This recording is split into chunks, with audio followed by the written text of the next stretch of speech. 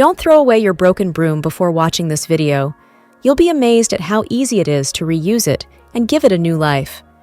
Today, I'm going to show you a fantastic trick that's not only practical, but will also save you money. First, we're going to remove the broken broom handle from the screw base. To do this, we'll need a tool to help detach the base without damaging the rest of the handle. I'm using this simple tool, but you can use whatever you have at home that gets the job done. Next, we'll grab an empty plastic bottle and carefully cut around the neck of the bottle using a cutter or sharp scissors. Make sure the cut is as smooth and even as possible, as this will make it easier to assemble later on.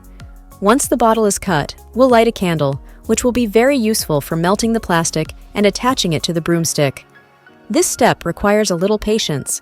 Take the broken end of the broomstick and place it into the cut part of the bottle, holding it steady as we heat it over the candle flame.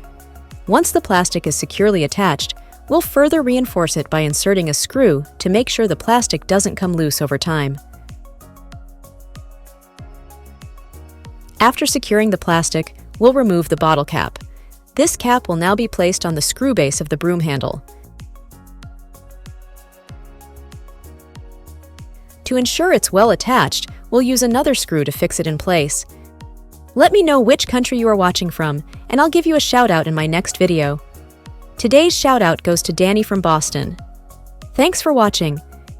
Now, simply screw the broomstick back into the cap that's been fastened to the base, and there you have it.